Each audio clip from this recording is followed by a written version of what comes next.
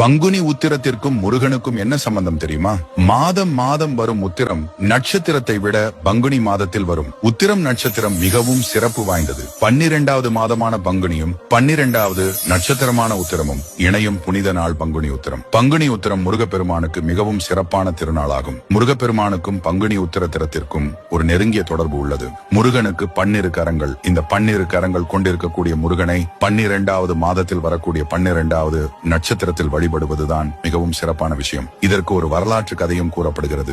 சூரபத்மனின் தம்பியான தாரகாசுரன் எலியாய் மாறி கிரவுன் மலையில் புகுந்து கொள்கிறான். அப்பொழுது படை வீடு அமைத்து தங்கி இருக்கக்கூடிய முருகப்பெருமான் தன்னுடைய வேல் கொண்டு அந்த கிரவுன் மலையை வீழ்த்தி எறிகிறார். அந்த நாள் தான் பங்குனி உத்திரம் என்று கூறுகிறார்கள். அது மட்டுமில்லாமல் சூரசம்ஹாரத்திற்கு பிறகு இந்திரன் முருகனிடமில்லாத ஒன்றினை பரிசாக கொடுக்க விரும்பினார். ஆனால் முருகனிடம் அழகு, பொருள் இப்படி எல்லாமும் இருந்தது. வரன் மட்டும்தான் இல்லை. அதனால் இந்திரன் தன் மகளான தெய்வானையை முருகனுக்கு திருமணம் செய்து கொடுத்தான். முருகன் தெய்வானையை மணம் முடித்த நாள்தான் பங்குனி உத்திரம்.